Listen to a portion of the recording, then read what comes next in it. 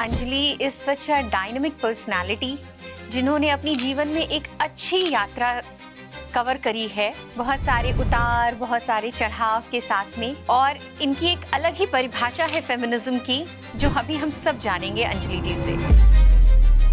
वहाँ से मुझे लगा कि यार नहीं, मतलब प्रॉब्लम तो है, मतलब अपने घर में नहीं है, लेकिन इसका ये मतलब नहीं है कि दुनिया में नहीं है। आई वॉज स्पॉइल ब्रैट, जो हर छोटे छोटे काम पर अपने फादर पे डिपेंडेंट रहता था कि मैं बाहर रह रही हूँ, मुझे आधार वेरिफिकेशन भी बैंक का कराना है, पिताजी को फ़ोन करें, पिताजी जाके करवा दें। मतलब ऐसा था सारा सिनेरियो। लेकिन उसके बाद मेरे फादर की किडनैपिंग हो गई 25 सितंबर 2022। मैं जाती थी तो मेरे रिलेटिव्स मुझे थाने से बहुत दूर छोड़ देते थे। मेरी मम्मी जुडिशरी में बहुत अच्छे पद पे थी and she was the most strongest women, जिसको मैंने देखा था, बचपन से एडमायर किया था। एंड पापा के इंसिडेंट के बाद she was the most weakest women. तो वकील ने मेरे को बोला कि कोई मेल नहीं है। अब क्योंकि मैं दिखती भी छोटी हूँ ना, अभी मैंने आपको हाई कोर्ट में घसीटा है, अगर मुझे जस्टिस नहीं मिला तो मैं आपको सुप्रीम कोर्ट में भी घसीट लूँगी। आपका सबसे जो बढ़िया जोक होता है ना, सबसे बढ़िया ह्यूमर आपके सबसे वर्स्ट टाइम में निकलता है कि मेरे अंदर अब कोई इमोशन ही नहीं है, मतलब मुझे कुछ फील ही नहीं है। लोगों को लगता है क्राइम पेट्रोल और सावधान इंडिया देख करके कि पुलिस चौकी में बैठे बैठे बस कॉल डिटेल निकलवा ली, CDR निकलवा लिया तो आदमी मिल जाता है। ऐसा नहीं होता है। एक एप्स्टीन फाइल खुली है, ऐसे न जाने कितने कांड हो रहे होंगे। अभी हम बातें कर रहे हैं, इस दौरान भी कहीं ना कहीं कुछ ना कुछ हो ही रहा होगा जो कभी शायद हमारे सामने ना आए। किसी भी चीज़ की कोई हद नहीं है। इट इज़ कलयुगा कि भक्षक लोग बन चुके हैं और लोग कच्चा चबा सकते हैं। ये बस कहानियों की, कथाओं की बातें नहीं है, रियलिटी में लोग कर रहे हैं।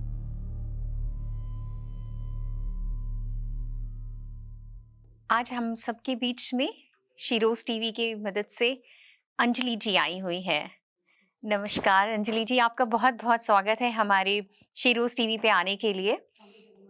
और मैं आप सभी को बताऊं, Anjali is such a dynamic personality जिन्होंने अपनी जीवन में एक अच्छी यात्रा कवर करी है। बहुत सारे उतार, बहुत सारे चढ़ाव के साथ में आगे बढ़ते हुए आज इनके पास में अच्छे खासे 91,000 इंस्टाग्राम फॉलोअर्स हैं। बहुत सारे लोग इनको सुनते हैं, फॉलो करते हैं, और इस छोटी सी उम्र में, जैसे अंजलि जी ने मुझे बताया, सिर्फ 26 साल की उम्र में बहुत सारे लोगों को ये बहुत कुछ बताती हैं, बहुत सारे पहलुओं पे जिंदगी के।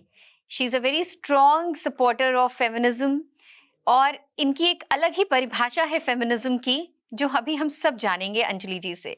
अंजलि जी, आपका फिर से हमारे टीवी पे बहुत बहुत स्वागत है। Thank you so much. और हम चाहेंगे आप अपने बारे में थोड़ा बताएं, और हमें पहले तो आप अपनी इस फेमिनिज्म की परिभाषा के बारे में ज़रूर बताएं। मेरे लिए फेमिनिज्म, जैसे कि मैं जिस बैकग्राउंड से आती हूँ, तो मैं बिहार के बहुत छोटे से जगह से आती हूँ। नेपाल बॉर्डर से लगता है मेरा घर। गांव भी नहीं कहेंगे, पर बहुत बड़ा शहर भी नहीं है।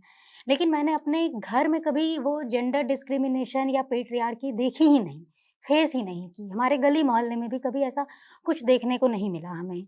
पर जब चूँकि मैं 10th के बाद से हॉस्टल में रही, तो जब मैं बाहर निकली तो मैंने देखा कि लोगों में, मतलब लोगों के घरों में कितनी कंज़र्वेटिव फैमिलीज़ होती हैं, लोग क्या-क्या सफ़र कर रहे हैं बाहर। तो वहाँ से देखते, फिर अपने दोस्तों को देखा, तो वहाँ से मुझे लगा कि यार नहीं, मतलब प्रॉब्लम तो है, मतलब अपने घर में नहीं है, लेकिन इसका ये मतलब नहीं है कि दुनिया में नहीं है। तो वहाँ से वो क्लिक करता गया, और फिर बाद में जब मेरे पास एक प्लेटफ़ॉर्म आया, वो जो मैंने बनाया, जो मैंने एंटरटेनमेंट से बनाया था, पर मेरे को था कि जब मेरे पास एक अच्छी खासी ऑडियंस आ जाएगी, then I will talk about it, कि नहीं, दुनिया में अगर तुमको प्रॉब्लम दिख नहीं रही है, इसका ये मतलब है नहीं कि प्रॉब्लम है ही नहीं। तो प्रॉब्लम को एक्नॉलेज करना शुरू करना चाहिए हमें। एंड फेमिनिज़्म बहुत अभी लोगों को लगता है कि बहुत ही इसको एक गाली की तरह भी लोग ले लेते हैं कि अरे ये तो लड़की फेमिनिस्ट है, अच्छा इससे बात नहीं करनी है। अच्छा, ये तो फेमिनिज़्म टाइप की, फेमिनिज़्म कोई टाइप नहीं होता है। सबसे पहली बात, सबको फेमिनिस्ट होना चाहिए, बाय डिफ़ॉल्ट होना चाहिए, बाय बर्थ होना चाहिए, औरत हो या मर्द हो, सबको फेमिनिस्ट होना चाहिए। तुम नहीं हो, तो मैं कहूँगी कि तुम फेमिनिस्ट नहीं हो। अच्छा, तुम फेमिनिस्ट नहीं हो उस टाइप के हो, वरना जो फेमिनिस्ट हैं वो नॉर्मल लोग हैं। एंड ये एक लोगों ने जो सोशल मीडिया पे या क्रिएट कर दिया है, फिर तुम्हें पता नहीं है। और जैसे कि मैंने बताया कि मैं जिस बैकग्राउंड से आती हूँ, तो एक हमारे घर में कोई जेंडर रोल जैसी चीज़ नहीं थी, जेंडर डिस्क्रिमिनेशन नहीं थी, तो कभी वो चीज़ हमने फ़ील ही नहीं की। और मुझे लगता है कि आप जितना अपने सर पर चढ़ा लेते हो जेंडर रोल कि अरे खाना है तो मतलब घर में माँ ही बनाएगी, अगर बाहर से कुछ है, बाहर का काम है, मान लो ज़मीन खरीदनी है तो पापा ही खरीदेंगे। ये जेंडर रोल अपने दिमाग पे मत चढ़ाओ, तो देखोगे कि माँ भी ज़मीन खरीद सकती है, वहाँ डील कर सकती है और पापा भी खाना बना सकते हैं। It is very normal. हाँ, आपने जैसा कहा अंजलि, आप वैसा प्रैक्टिस भी करते हो। हाँ, मैं आप सभी को बताऊं, अंजलि सिर्फ बातें नहीं कर रही, यहाँ पे एक औरत वो काम कर सकती है जो कि मर्दों के लिए परिभाषित है। मगर अंजलि इतनी छोटी सी उम्र में ऐसे बहुत सारे काम करके आ चुकी हैं जो कि मर्दों के लिए एक अलग कैटेगरी में रखे गए हैं। जैसे कि अंजलि के मुख से ही हम सुनना चाहेंगे, ऐसे क्या-क्या जीवन के इवेंट्स हुए, लाइव इवेंट्स हुए, जिनको इन्होंने एक बड़ी ही स्मार्ट तरीके से, बड़ी बहादुरी के साथ में आगे बढ़ते हुए, सीख लेते हुए, सोसाइटी के सपोर्ट के साथ में पार किया, सीखा और आज लोगों को सिखा रही हैं। सबसे पहले मैम आपने काफ़ी कुछ बताया मेरे मतलब इतना कुछ नहीं है, I am just a normal girl and to be very honest 2022 से पहले एक्चुअली 25 सितंबर 2022 से पहले मेरी ज़िंदगी बहुत नॉर्मल थी। 20-21 साल के लोगों की जैसी होती है एक वैसी ही थी and I was spoiled brat जो हर छोटे-छोटे काम पर अपने फादर पे डिपेंडेंट रहता था कि मैं बाहर रह रही हूँ, मुझे आधार वेरिफ़िकेशन भी बैंक का कराना है, तो पिताजी को फ़ोन करें, पिताजी जाके करवा दें। मतलब ऐसा था सारा सिनेरियो। लेकिन उसके बाद मेरे फादर की किडनैपिंग हो गई 25 सितंबर 2022। उसके बाद उनका मर्डर हुआ। फिर जनवरी 2023 में मेरी मम्मी भी उस सदमे से नहीं रहीं। उसके बाद जो होता है एक दिन में, एक रात में एक्चुअली आपकी ज़िंदगी उथल-पुथल हो जाती है। तो वो हो गई और मतलब उम्र से पहले आप बड़े बन जाते हो, समय से पहले रिस्पॉन्सिबिलिटीज़ आ जाती है, आपका बचपन छिन जाता है। फिर कोई था ही नहीं, बस मैं थी, मेरा भाई था और इन सारे घटनाओं से मेरा भाई बहुत अफ़ेक्ट हो गया था और वो मेरे पे डिपेंडेंट है, पढ़ाई कर रहा है एंड मेरे को था कि अब एट लीस्ट मेरे सर पे कोई नहीं है, पर इसके सर पे तो मैं हूँ। तो एट लीस्ट जो इसको तो एट लीस्ट मैं बड़ा ना बनने दूँ, ये अपनी ज़िंदगी वैसे ही चलाए जैसे इसकी उम्र में लोग चलाते हैं। डिप्रेशन में चला गया था, उसका भी मेडिकल ट्रीटमेंट चल ही रहा है एक्चुअली अभी भी। तो मुझे था कि नहीं भैया, अब यहाँ से तो अकेले ही जर्नी तय करनी है और अकेले ही करना है तो फिर करेंगे, क्यों नहीं करेंगे? मुझे याद है कि जब मैं पहली बार थाने गई थी, तो जो मेरे रिलेटिव्स थे क्योंकि जो मेरे फ़ादर का मर्डर हुआ था, तो जो मर्डरर था वो भी रिलेटिव ही था, एक्चुअली उनका भतीजा था। तो जितने भी रिलेटिव्स थे सब दूर भाग रहे थे पुलिस इन्वेस्टिगेशन से क्योंकि एक हौवा है कि आप पुलिस के पास जाएँगे तो शायद आप में केस चिपक जाएगा, पुलिस आपके पीछे पड़ जाएगी। बहुत एक छवि बना रखी है लोगों ने जुडिशरी की और जो कहीं न कहीं है भी, सच भी है और नहीं भी है। मतलब जिसका जैसा एक्सपीरियंस उस हिसाब से लोग अपना परसेप्शन बनाते हैं, सबका अपना परसेप्शन है इन चीज़ों को लेकर के। तो मैं जाती थी तो मेरे रिलेटिव्स मुझे थाने से बहुत दूर छोड़ देते थे और बोलते थे कि अब यहाँ से तुम चले जाओ।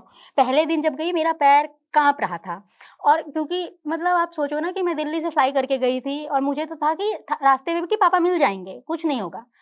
एंड वहाँ पे जा कर के सडनली क्योंकि मेरी मम्मी जुडिशरी में बहुत अच्छे पद पे थी and she was the most strongest woman जिसको मैंने देखा था, बचपन से एडमायर किया था एंड पापा के इंसिडेंट के बाद she was the most weakest woman. मतलब वो अपना सुध-बुध खो गई थीं। तो सब कुछ ऑटोमैटिकली बाय डिफ़ॉल्ट मेरे पे आ गया था। तो मैं गई थाने और वहाँ पर मेरे पाँव काँप रहे थे और बचपन से एक छवि बना दी गई थी कि पुलिस वाले हैं तो मतलब पता नहीं तुम्हारे साथ क्या कर देंगे। वहाँ डीएसपी ने मुझे बोला कि तुम क्यों डर रही हो? तुमने क्या किया है? तुमको तो अपने फादर को इंसाफ दिलाना है ना, तुमको डरने की ज़रूरत नहीं है, तुमसे लोग डरेंगे।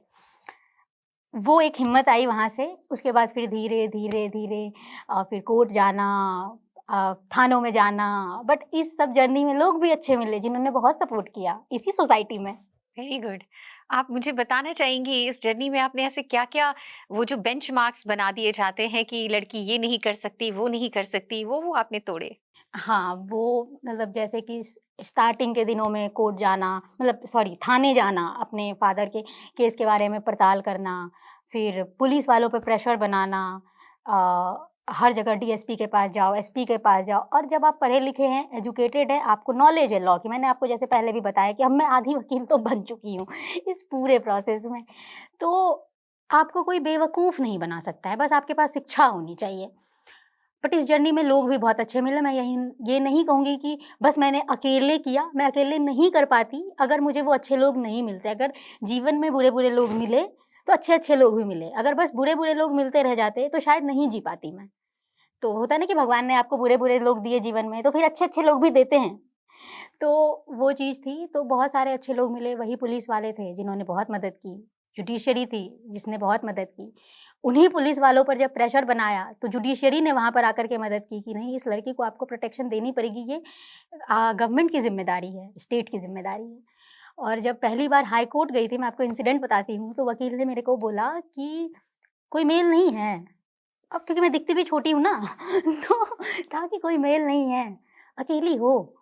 तो हम बोले हाँ, अकेले हैं, कोई मेल नहीं है, ये थोबड़ा याद कर लो और यही हर तारीख पे मिलेगा। तो फिर और हालाँकि वो वकील अब काफ़ी उन्होंने मुझे सपोर्ट किया, अभी भी कर रहे हैं। तो एक मेंटालिटी होती है ना कि कोर्ट में लड़की कैसे आ गई? लड़कियाँ तो एफ़िडेविट बनवाने भी नहीं आती है, वो भी किसी मेल के साथ आती हैं और तुम मर्डर केस लड़ने आ गई कोर्ट में। तो मेरा था कि मेरे फ़ादर का मर्डर हुआ है तो मैं ही लड़ने आऊँगी ना, रिश्तेदार आपका कितने दिन आएगा? कोई भी रिश्तेदार, मामा हो, चाचा हो। एक तो जहाँ पे रिश्तेदार नहीं किया है, तो आप किस रिश्तेदार पे ट्रस्ट करोगे? फिर भी चलो मैटरनल साइड से बहुत अच्छे हैं लोग, बहुत सपोर्ट किया। सबकी अपनी इंडिविजुअल फैमिली, इंडिविजुअल बच्चे हैं, तो कोई 365 दिन आपके साथ नहीं लड़ने आएगा ना, ये तो एक लंबी जर्नी है, लंबी लड़ाई है, तो मैं कब तक किसका सपोर्ट माँगूँगी? तो मैं ही हूँ मेरे लिए, मैं ही मेरा परिवार हूँ, मैं ही मेरी गार्डियन हूँ, आई एम एन एडल्ट, मैं ही आपको मिलूँगी। तो जब मैं कोर्ट जाती थी स्टार्टिंग में, तो पहले तो सब मुझे बहुत देखते थे कि इतनी छोटी लड़की, उनको लगता था, मैं बहुत बार हुआ है मेरे साथ कि जब भी मैं गई हूँ, तो मेरे से ना वकील ऐसे कोर्ट में तो वकील ऐसे टूट पड़ते हैं आप पे कि परीक्षा देने आई हो, एफिडेविट बनवाना है, या फिर हाई कोर्ट गई तो इंटर्न हो। हम बोले मर्डर केस है, पापा का, वकील से मिलना है। तो ऐसे वो हक्के-बक्के रह जाते थे। फिर जब जाने लगी, आने-जाने लगी, अब तो 3-4 साल हो गए। तो उन्होंने भी चेहरा पहचान लिया, तो अब तो जाती हूँ, तो उनको भी केस याद हो गया है, तो अरे! वो आई है, अब तो मतलब। और मैंने देखा कि वहाँ पे भी बदलाव आया, उन्होंने देखा कि एक लड़की जा सकती है, एक लड़की कर सकती है, और वहाँ पे उन्होंने भी हिम्मत दी कि तुम्हारे फादर के साथ हुआ है, तुम नहीं करोगी तो कौन करेगा? Very good, very nice. अब हमें ये भी बताइए, इतना जुझारू रूप में आप लगी हुई थी अपने पिताजी को इंसाफ दिलाने में, अपने आप को इंसाफ दिलाने के लिए, अपने परिवार को इंसाफ दिलाने में, फिर ये कैसे हुआ कि आप सोशल मीडिया की तरफ रुख कर गईं? अ, इंसाफ तो देखो मैम, वो कहते हैं ना कि न्याय का प्रक्रिया बहुत लंबा है, और जस्टिस ना यहाँ पे आपको बैठे-बिठाए नहीं मिलती। जस्टिस छीननी पड़ती है। आपके हक का है, आपको छीन के लेना पड़ेगा अगर ऐसे नहीं मिल रहा है तो। आज के सिनेरियो में ऐसे नहीं ही मिलेगा, आपको छीनना पड़ेगा और अपना हक छोड़ना नहीं चाहिए। मुझे पता था न्याय पे मेरा हक है, मैं छीन के लूँगी। मैंने ये एसपी को भी बोला था, उसके मुँह पे बोला था कि अभी मैंने आपको हाई कोर्ट में घसीटा है, अगर मुझे जस्टिस नहीं मिला तो मैं आपको सुप्रीम कोर्ट में भी घसीट लूँगी। आप ये मत समझना कि मैं लड़की हूँ तो मैं कुछ कर नहीं सकती। बट हालाँकि उसकी नौबत नहीं आई है अब तक, लेकिन उसके बाद रियल लाइफ़ में इतना ज़्यादा रोज़ कुछ ना कुछ हो रहा था, तो चूँकि मतलब होता है ना कि आपको आपका सबसे जो बढ़िया जोक होता है ना, सबसे बढ़िया ह्यूमर आपके सबसे वर्स्ट टाइम में निकलता है, क्योंकि ज़िंदगी मज़ाक बन गई है ना वहाँ पे, ज़िंदगी ही जोक बन गई है। तो हुँ। वहाँ से कहा कि अभी यार कोई भी आ रहा है, हमारे दोस्त भी छूट गए। क्योंकि वो पूरा जो 8-10 महीने का जो पापा से मम्मी तक का वो पूरा सफ़र था, हम घर पे रह गए, सारे दोस्त वोस्त, किसी से बातचीत नहीं हुई। जो 2-4 क्लोज़ फ्रेंड थे जिनको पता था, बाकी मैं बताना चाहूँगी यहाँ पे, मैं 1 सेकंड ले रही हूँ आपका, कि अंजलि के जब पापा गुज़रे, मतलब जब उनका मर्डर हुआ, उसके कुछ ही महीनों के बाद में, आई बिलीव 4 मंथ्स, हाँ, right 4 after months. 4 months, her mother also passed by. और फिर धीरे से इनके ऊपर अचानक ही कहिए, सारी रिस्पॉन्सिबिलिटी इनके शोल्डर्स पे आ गई, जो बड़े कमज़ोर कंधे थे, धीरे-धीरे काफ़ी मज़बूत होने लगे। और you can continue from here. मैं पहले बता दूँ कि अगर बहुत लोग सुनेंगे तो उनको लगेगा कि इतने कैजुअली कैसे बात कर रही है, इसको कोई फ़र्क नहीं पड़ रहा है। सोशल मीडिया पे नैरेटिव बन जाता है, तो बोलना ज़रूरी है कि मैं ये सारी चीज़ें इतनी बार बता चुकी हूँ कि मेरे अंदर अब कोई इमोशन ही नहीं है। मतलब मुझे कुछ फ़ील ही नहीं होता है, इसीलिए मैं इतने बेधड़क इसको बोल पा रही हूँ। And probably this is the very first time कि मैं अपनी पर्सनल लाइफ़ की इस पार्ट को सोशल मीडिया पे बोल रही हूँ, वरना मैंने कभी नहीं बोला। हम आभारी हैं इस बात के लिए। शुक्रिया। एंड जो सोशल मीडिया की तरफ हम हाँ, कैसे सोशल आए? मीडिया की तरफ इसलिए आया क्योंकि मैंने बताया ना रियल लाइफ में बहुत कुछ हो रहा था। हर रोज़ कोई न कोई आकर के पूछ रहा है कि क्या हो गया? क्यों हो गया? अगर मैं फ़ोटो डाल रही हूँ तो खुश कैसे हो? फ़ोटो नहीं डाल रही हूँ तो तुम मेरे से पूछ नहीं रहे हो कि मैं ज़िंदा हूँ या मर गई। तो बहुत सारी चीज़ें थी और फिर वही है कि सबसे आपका जो बढ़िया जोक है वो सबसे फालतू समय में आता है जीवन के। तो ऐसे ही एक रोस्ट वीडियो डाली, चल गई। फिर जो मेरे दोस्त हैं मैंने जीवन में लोग बहुत कमाए हैं अच्छे। तो उन्होंने बोला कि तुम्हारा ना ह्यूमर अच्छा है, तुम ना सोशल मीडिया पे डालना, पोस्ट करो। मुझे लगा कि अगर मैं अपनी एक ऐसी हँसी-खुशी वाली इमेज बना लूँगी सोशल मीडिया पे, तो शायद मेरे से ना लोग पूछना कम कर देंगे कि क्या हुआ, नहीं हुआ, पापा मिले, नहीं मिले। रोज़-रोज़ सेम सवाल क्योंकि मैंने आपको बताया था ना कि मेरे फादर की बॉडी नहीं मिली थी। तो लोग पूछना छोड़ ही नहीं रहे थे।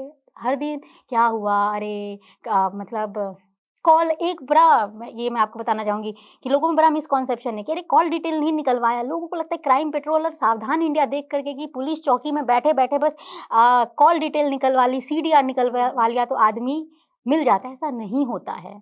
रियलिटी उससे बहुत फार है, बहुत आगे की है। बस कॉल डिटेल से आदमी नहीं मिलता है। जिसको मिलना होता है, वो मिल जाता है, जिसको नहीं मिलना होता है, वो कभी नहीं मिलता है। एंड क्रिमिनल्स के पास बहुत दिमाग होता है, बहुत बेवकूफ़ बनाते हैं वो। तो बहुत लोग पूछते थे ऐसे तरह-तरह की चीज़ें। तो मैंने कहा कि अगर मैं एक इमेज क्रिएट कर लूँगी फ़नी सी कि मेरे जीवन में ठीक है, मैं खुश हूँ, तो शायद लोग मेरे से पूछना कम कर देंगे। तो इसीलिए मैंने रोस्ट करना शुरू किया, एक हँसी-खुशी सी इमेज बनाई सोशल मीडिया पर। उसके बाद धीरे-धीरे अपने आप फिर सोशल इश्यूज़ पे मैं बात करने लगी क्योंकि वो मैं रोज़मर्रा में ज़िंदगी में क्योंकि मैं रोज़ जाती थी ना कोर्ट कचहरी, रोज़ के अपने जो हसल थे, देखती थी क्या प्रॉब्लम्स है, फिर सोशल मीडिया पे देखती थी तो कॉल आउट कर देती थी। तो वहाँ से मैंने कभी सोचा नहीं था कि मैं ये फेमिनिज़्म की तरफ लोगों को एम्पावर करने की तरफ चला जाएगा ये यात्रा जो है मेरी, लेकिन वो चला गया ऑटोमैटिकली मतलब मैंने कभी कुछ ये सब प्लान नहीं किया था, to be very honest I never planned anything मतलब क्योंकि जो प्लान किया वो हुआ नहीं और जो हो रहा है वो प्लान किया ही नहीं। धीरे-धीरे सोशल मीडिया आपके लिए एक थेरेपी बन गया हाँ, और एक सोशल ऐसा media is a therapy for me मेरा एस्केप है वो। रियल लाइफ़ में बहुत कुछ है, बहुत नफ़रत है, बहुत पॉज़िटिविटी भी है, नेगेटिविटी भी है, बहुत स्ट्रगल है। तो अब सोशल मीडिया पर मुझे कोई हेट दे देता है और उसको लगता है कि मुझे फ़र्क पड़ेगा। मुझे नहीं पड़ता भाई फ़र्क। तुम क्या ही लूट लोगे मेरे से? मेरे पास कुछ है ही नहीं। जैसे अंजलि आप बड़े बेधड़क तरीके से हर किसी टॉपिक पे बात कर लेते हो and I believe this is very important for the society कि हमें एक अवेयरनेस मिले in general as well as वो कम्युनिटी वाइज भी। तो बहुत सारी चीज़ें होती रहती हैं हमारे डे टू डे बेसिस पे। कभी कभी हमारे ऊपर पूरे बड़े बड़े ऐसे बॉम्बशेल्स गिरते हैं जो कि हम सोच ही नहीं सकते, जो कि मानवता की परिकल्पनाओं के भी ऊपर है। मतलब ऐसा क्या मतलब या तो आप बोलिए कि क्या ऐसा, अगर हम क्राइम की बात करें तो क्या क्राइम में इतने हीनियस क्राइम्स हो सकते हैं, इतने गंदे क्राइम्स भी हो सकते हैं, आप इमेजिनेशंस ही नहीं है आपके पास में उन चीज़ों के लिए। जैसे मैं बात करूँ तो अभी जैसे हमारे पास में एप्स्टीन फाइल्स पूरी खुल कर के आई, तो it was a awakening call for everybody कि हो क्या रहा है सोसाइटी में, क्या-क्या पॉसिबिलिटीज़ हैं। I would really like to know कि आप कैसा देखती हैं उसको? क्या है? आपको क्या लगता है कि ये फाइल्स खुलना कितना हमारे लिए बेनिफिशियल है या खुलनी चाहिए, नहीं खुलनी चाहिए, और व्हाट्स योर ओपिनियन ऑल खुलना तो टुगेदर? बेनिफिशियल है। मैं तो सबसे पहले कहूँगी कि ये मैनकाइंड पर एक इंसानियत पर बहुत बड़ा मज़ाक है कि इतने बड़े जो कांड का खुलासा हुआ है तो एक एप्स्टीन फाइल खुली है, ऐसे न जाने कितने कांड हो रहे होंगे। अभी हम बातें कर रहे हैं, इस दौरान भी कहीं न कहीं कुछ न कुछ हो ही रहा होगा जो कभी शायद हमारे सामने ना आए। तो ये तो एक मैनकाइंड पे बहुत बड़ा तमाचा है मैं कहूँगी कि इतना बड़ा जो खुलासा हुआ उसके बावजूद जिन लोगों के उसमें नाम है, जो उसमें जिनके अगेंस्ट एविडेंस भी हैं, टेस्टिमनीज़ हैं, उसके बावजूद उन लोगों पर कोई कार्रवाई नहीं हुई बिकॉज़ दे आर पावरफुल वो पावर में हैं, सत्ता में। इससे आपको पता चलता है कि सत्ता कितनी खराब चीज़ है कि अगर आप सत्ता में हैं, पावर में हैं, तो आप कुछ भी कर लें, आपको ऑटोमैटिकली सारे इल्लीगल काम करने के अधिकार मिल जाते हैं, आपको कुछ नहीं होगा। एंड एक अवेकनिंग कॉल ये भी है कि अब तक हम क्या सोच रहे थे कि ज़्यादा से ज़्यादा कोई रेप कर देगा, कोई खून कर देगा, किडनैप कर लेगा। ये उन सब इमेजिनेशन के भी परे है कि कोई इतना भी गिर सकता है, इतना हीनियस क्राइम कर सकता है। तो अब ना मतलब वो कहते हैं कलयुग आ गया है कि यहाँ पर किसी भी क्राइम की कोई हद नहीं है। वो कहते हैं ना कि कच्चा चबा जाऊँगा। तो लोग अब सच में राक्षस बन चुके हैं और कच्चा चबा रहे हैं, और it is possible. Epstein file इसका ज्वलंत उदाहरण है। ये ब्लेसिंग इन डिस्गाइज़ ही मैं कहूँगी कि एक तो आपको ये पता चल गया कि किसी भी चीज़ की कोई हद नहीं है। इट इज़ कलयुगा कि भक्षक लोग बन चुके हैं और लोग कच्चा चबा सकते हैं। ये बस कहानियों की, कथाओं की बातें नहीं हैं, रियलिटी में लोग कर रहे हैं। और दूसरा कि ये as a society, as a Mankind हम पर, हमारे मुँह पर एक तमाचा भी है कि हमारी कोई औकात नहीं है। अगर कोई पावर में है बंदा, तो उसको ऑटोमैटिकली हर राइट है कि वो किसी भी इंसान के साथ कुछ भी कर सकता है। उसके लिए हर इंसान कठपुतली है, और एप्स्टीन फाइल उसका जीता जागता उदाहरण है। मतलब मैं तो कहती हूँ कि मॉडर्न वर्ल्ड हिस्ट्री में जब भी अ, घिनौने कामों का जो लिस्ट तैयार होगी, तो एप्स्टीन फाइल को काले अक्षरों में सबसे पहले लिखा जाएगा। मतलब इससे ज़्यादा जघन्य चीज़ मैंने नहीं सुनी है अभी तक। आई एम श्योर आपने भी नहीं सुनी। नहीं, बिल्कुल भी नहीं। आई बिलीव हमारी जो ऑडियंस है उसने भी नहीं नहीं सुनी होगी, क्योंकि वही मैं जैसे मैंने कहा कि हमारे सोच में ही नहीं है सोच कि से इतनी परे चीज़ है। बर्बरता हो सकती है। इतना ये इस तरीके की मानवता इतना गिर सकती है, इतना क्षतिपूर्ण हो सकती है। But however this is the fact and reality. आदमी किस हद तक गिर सकता है, इंसान किस हद तक गिर सकता है, वो एप्स्टीन फाइल हमें बताता है, और ये जेंडर से परे है। क्योंकि जो आदमी ये काम कर रहे थे, औरतें भी उनका सहयोग कर रही थी। ये भी एक बहुत बड़ी चीज़ है कि वहाँ पर आप, लोग बहुत उसको बोल रहे हैं कि मतलब आदमियों ने किया, वहाँ पे औरतें भी थीं। चाहती तो वो भी आवाज़ उठा सकती थीं। वो यही है कि एक तरफ कैपिटलिस्ट पावरफुल लोग थे, एक तरफ वो लोग थे जो दब सकते थे, जिनको दबाया जा सकता था। और मैं ये हमेशा कहती हूँ कि दुनिया में बस 2 ही तरह के लोग हैं, अच्छे लोग और बुरे लोग, सही और गलत। कोई जेंडर नहीं, कोई रिलीजन नहीं, कोई कास्ट नहीं। तुम्हारे पास पावर है, तो तुम औरत हो या मर्द हो, तुम, हाँ, तुम सुरक्षित हो, तुमको कुछ नहीं होगा। और अगर तुम्हारे पास पावर नहीं है, पैसा नहीं है, तुम गरीब हो, तो तुम किसी भी जेंडर से हो, कास्ट से हो, रिलीजन से हो, तुमको दबाया जाएगा। दुनिया में बस एक ही प्रॉब्लम है, अमीरी और गरीबी का। आपके इस पहलू को जान करके, आपके इस विचार को जान करके अच्छा लगा, और एक आयाम भी खुला कि हाँ, हमारी जनता किस तरीके से सोचती है। And it is a very good thing कि आपकी ऑडियंस और हमारी ऑडियंस आपके थ्रू ये जानेगी कि हाँ, एक एक एक क्या बोलना चाहिए, एक लंबी यात्रा के बाद में जब एक मैच्योर दिमाग आता है, तो वो हाँ। चीज़ों को किस मैच्योरिटी के साथ में लेता है, वो क्या-क्या कहते हैं ना, उसके पहलू देखता है। दुनियादारी उम्र देखकर नहीं, दुनिया देखकर आती है। हाँ, बिल्कुल सही बात है। बहुत दुनिया देखी है। Life is the biggest university. हाँ, वो एक जॉन एलिया का एक बहुत अच्छा मतलब है, उन्होंने लिखा था कि कौन सीखा है सिर्फ बातों से, सबको एक हादसा ज़रूरी है। बिल्कुल सही बात है, जो हमें हाथ से सिखा जाते हैं, हाँ, वो वो वो किताबें नहीं वो पढ़ा किताबें पाती। नहीं पढ़ा पाती। वो एक, मुझे शायर का नाम नहीं याद, ज़िंदगी की पाठशाला ने सिखाया है बहुत, जो सिखाया है हमारे काम आया है बहुत, और मेरे काम तो बहुत आया है। मैंने बहुत सीखा है ज़िंदगी से। मतलब ज़िंदगी, मतलब मैंने इतना स्कूल में, यूनिवर्सिटी में नहीं सीखा, जितना मुझे ज़िंदगी ने 26 साल की ज़िंदगी में सिखा दिया है। मतलब सोसाइटी का एक बहुत गंदा, बहुत बुरा चेहरा दिखाया, और सोसाइटी का एक अच्छा, एक पॉज़िटिव चेहरा भी दिखाया। मतलब अगर मुझे ज़िंदगी में बहुत बुरे लोग देखने को मिले, अपने मतलब फादर का मर्डर उनके खुद के भतीजे से, इससे बुरा किसी बच्चे के लिए क्या हो सकता है कि एक तुम्हारी, जो मैं क्राइम पेट्रोल में देखती थी, वो मेरे खुद के घर में था। मैं फ्लाई कर रही थी, मुझे अंदाज़ा भी नहीं था। मुझे लगा था मेरे फादर वापस आ जाएँगे, मतलब इतना कौन ही सोच के चलता है ना। एंड बाद में जो चीज़ें हुई, जो इतने अजीब तरीके से बाहर आईं, और वहीं पर उसी सोसाइटी ने मुझे समाज का एक अच्छा रूप भी दिखाया, जहाँ पर मुझे जेंडर डिस्क्रिमिनेशन का सामना नहीं करना पड़ा, जहाँ पर मुझे किसी ने ये बोलकर नहीं रोका कि तुम लड़की हो तो नहीं कर सकती हो। बहुत लोगों ने सपोर्ट भी किया, अच्छे लोग भी मिले जिन्होंने बोला कि नहीं, अब तुम ही हो, तुमको ही करना पड़ेगा। अब आप उसको कह लीजिए कि वो अपनी रिस्पॉन्सिबिलिटी मेरे पे डाल रहे थे या जो भी था। लेकिन अगर वहाँ पर मुझे लोग ये बोल दें कि तुम लड़की हो, नहीं कर सकती, तो शायद मैं और टूट जाती, क्योंकि मेरे पीछे कोई था भी नहीं करने के लिए। लेकिन वहाँ पर बहुत सपोर्ट रहा सोसाइटी का, लोगों का, जो मेरे जीवन में लोग हैं।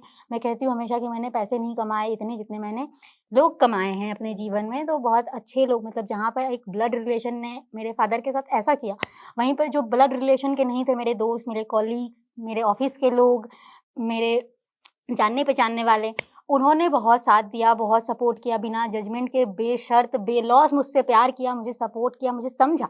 तो मुझे बड़ी खुशी होती है कि मेरे आस-पास बहुत ऐसे अच्छे लोग भी हैं।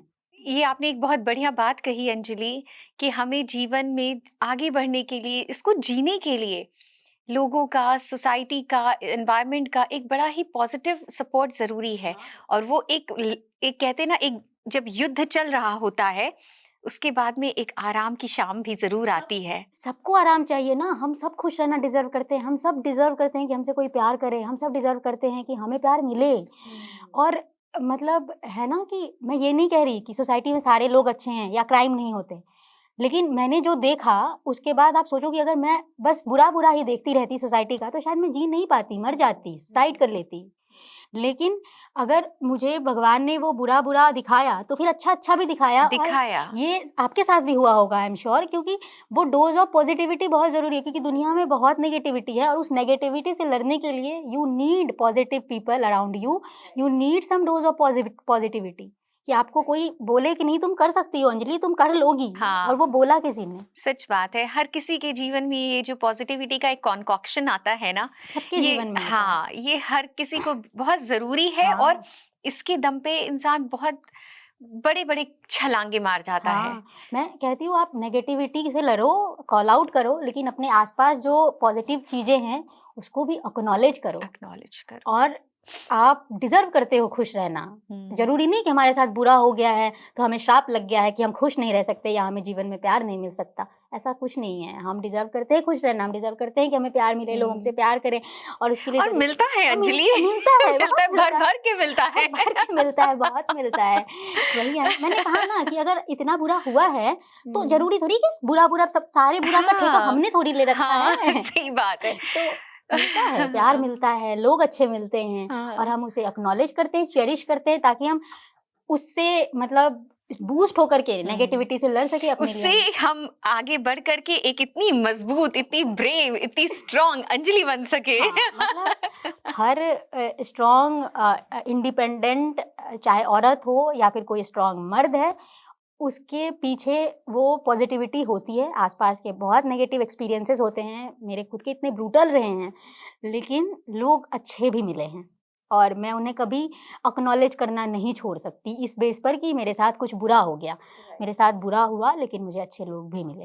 Very good, very nice to hear you. आपको सुनना बड़ा अच्छा लगा, आपको जानना बड़ा अच्छा लगा Anjali. Thank you so much. And thank you for coming at Shiro's TV, sharing your experiences and making us more learned. Thank you so much and thank you so much for inviting me. ये probably for the first time मैंने Sheroes के साथ अपनी story share की है। मैंने कभी इन बातों के बारे में बात नहीं की थी, so thank you so much.